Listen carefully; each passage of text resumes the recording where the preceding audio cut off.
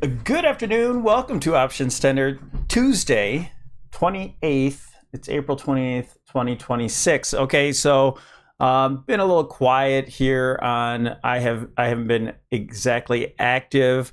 I'm a real big DIYer, so I love to get projects done myself, and I've been using this time since there hasn't been too many trades available. I'm just pass the time away and get some things done. So I hope everybody's trading safe out there. And the big deal about today going into FOMC tomorrow night, not tomorrow night, that's tech earnings for mega tech stocks tomorrow night, and then FOMC meeting at 2 p.m. Okay, so huge catalyst. This is a calm before the storm. Things should get moving sometime for the rest of the week here. And also, it's no surprise that we're rejecting off of resistance, but we're holding onto support. Okay? And I'll show you what I mean in this video. We're going to go through SPX on the daily, 65, and VIX as well. And we'll leave it at that. If you want to get these videos intraday, consider becoming a YouTube supporter. We're doing this at about 3 p.m. Eastern Standard Time. It's $3 a month to get these videos intraday. Comes with the Discord, Cheddar Data, great traders in the Discord. And if you want more in-depth videos of the analysis, timing cycles, and such, that is $10 a month. And you can go to Patreon, and it's $90 for the year if you want to save 30% or so. All right, so let's jump into it. We have SPX. Let's check out the breadth here. Now, nothing's really happening, but we're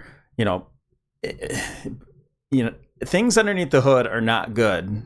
All right, I didn't mean to rhyme there. But stocks over there in the SPX over there, 50, 100, and 200 simple day moving averages. They're hanging around that 50% mark while the market's going higher. Okay, so there's no confirmation of this move going higher. We have tons of things that are telling us that the market is inevitable to reverse, but price action hasn't told us that yet. Okay, trend still positive today.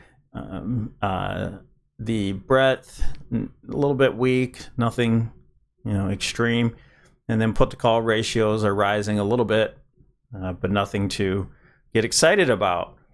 All right, we have the dollar up, 10-year rate up, oil's up.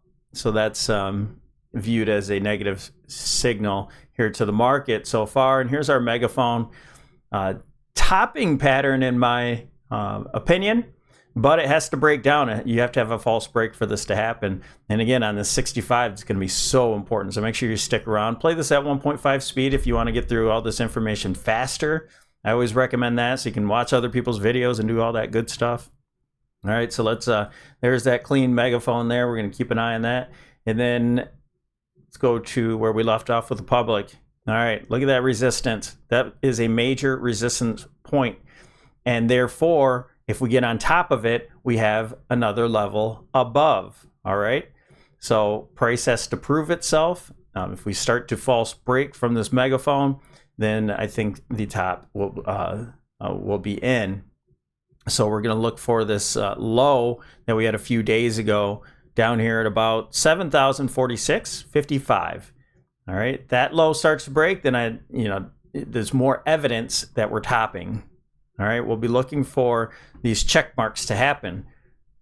Okay, and I have these arrows on here because I've been talking a lot more about classic trading patterns. I feel that the type of audience I have, I've had to adjust, and instead of tell them what's exactly in my head, it's more of from a trading standpoint rather than projection, and therefore.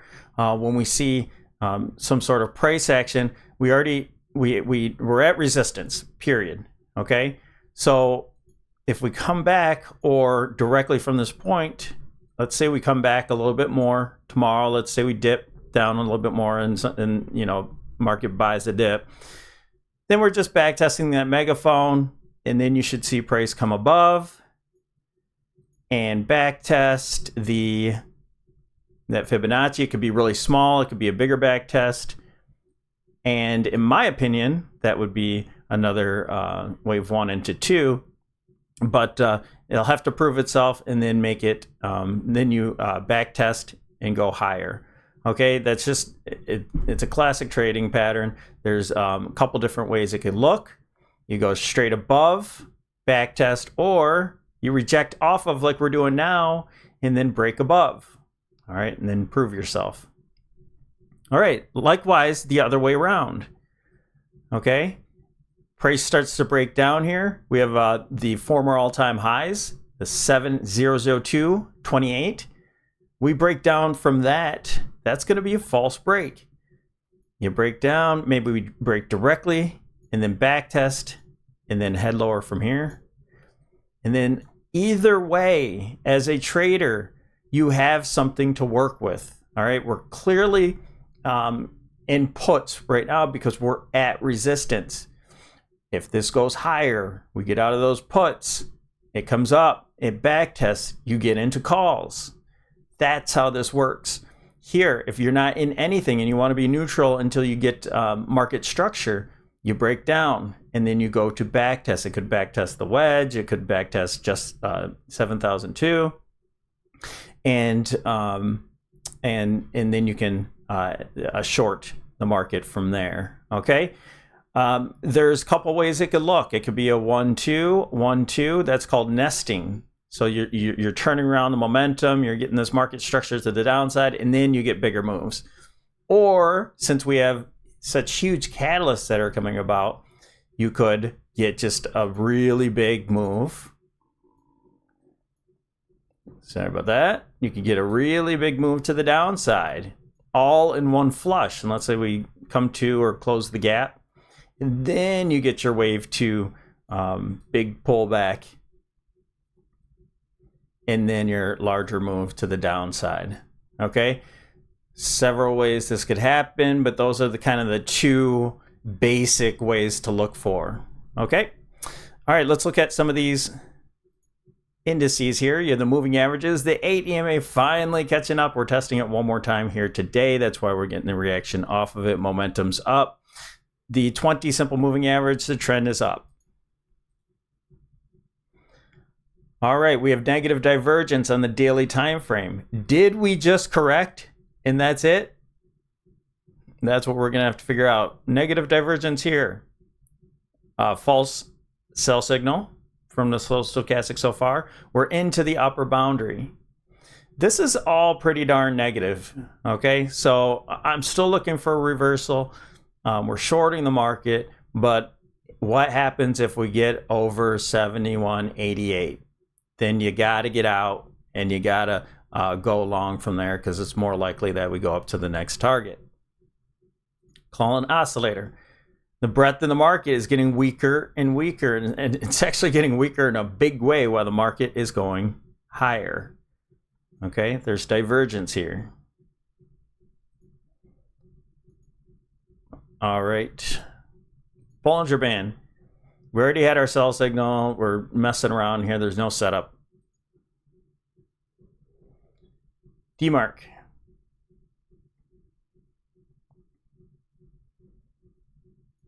All right. So we've been wasting our time up here. We've been just kind of treading. No setup yet. We have 1, 2, 3 count. And again, NDX I think was different. So let's look at NDX real quick here. All right, NDX. I thought we had a 9 count coming up here, but we're getting close to having a 13 count. So we'll keep an eye on some of these DMARC counts, but no sell signal at this point. L8 oscillator just peaking. With this new high, we do have a possible wave 3 into 5. At least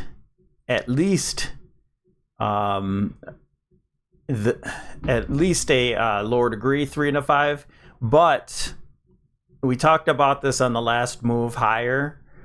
When you get to moves such as where's a good example? I'm not going to find it right now. I don't have it all set up here, but when you get into a 3 into 5, right here, here's a good example. When you get into a wave 3 into a wave 5, right there, but look how shallow that wave 2 is too, also. You get a wave, you get an extension. So this was a ending diagonal. At the time, we're looking for a reversal. Is this an ending diagonal right there into resistance? Looking for a reversal. What could happen, and there's moving averages there as well. You go into, instead of a 3 into 5, you get the extension and it turns into a 1, 2, 3, etc., etc. So that basically was a continuation on here. And then you get these lower highs, lower highs, lower highs. But that's called an extension. And we constantly talk about extensions on this channel. All right, let's go over to the VIX. All right, our timing tool. This is a big deal for the VIX. Okay.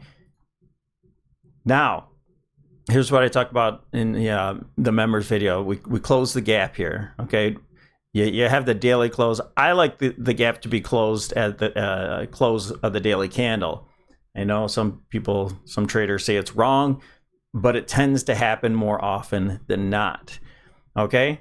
First of all, looking at the cycles. All right. And we looked at the semi cycles last night and they're spot on. So I'll post that video in the end if you're interested in joining. Looking at the cycles first, we're in the window cycle low. All right. So is this a reversal candle, a reverse a graveyard, a reverse hammer? Okay. And then we can get our move higher. But at the same note, it's kind of telling us, well, wait a minute. We could just get underneath this 200 moving average and reject off there and head to lower prices while the market goes up to higher highs. Okay. So I think we're forming higher lows and positive market structure on the VIX. But when price tells us if it starts going lower, closing this gap, something else is happening unless we start to hold on to this level as well. You know, if the market doesn't really do anything tomorrow and this closes the gap while the market churns, then that's a different story. But if this just starts to break down and the market's going higher and it starts breaking levels, then you know that this is probably on its next move to the downside. Okay, but timing low is here. Maybe we get a spike and something happens and then we start going lower into this cycle. I will update on that later, but there's nothing that says that is occurring at this point. Okay. All right. So let price prove itself. Let's go to SPY on the 65. And then we'll get out of here. All right. We have a senior this year, so we're gonna, let me move over. So we're going to, I'm doing a lot of yard stuff, getting ready for our party. Here's the important thing here. Now, if this Elliott wave count is complete, right? You could have an impulse wave here where this wave 5 right here is it, done. Here's the caveat. If this wave 4, this flat pattern you see here, complete, this could end up extending. So if you get over these former highs right here, this not former highs but all-time highs, you get over that and it's likely we're going to the next levels higher. Okay, and that's about 200-300 points higher. All right, or 20 or 30 points on SPY. So this is possible, a wave 5 ending the top here, or a 1-2 setup to go higher and extend this wave 5 into 5 more waves. All right, that's how I want to explain it. Here's some moving averages. They're above everything, it's starting to go sideways. We're going to get a larger move soon. Here's the RSI, negative divergence. The Sol Stochastic starting to cycle up. Let's see if we can get that cycle to roll over eventually tomorrow. Oh, we have a lot of yard work going on tomorrow, or outside. We have negative divergence here on the MACD. Bollinger Band's getting tight. No setup yet. Money flow, that negative divergence on this new peak, it has a lower high here, but it went to the bought territory. Okay, that I interpret as a sell. DMARC, no count there. We had a 9,913. We got that reversal here, and let's see what happens next. No setup on there. Elliott oscillator, lower highs, a real low high right here.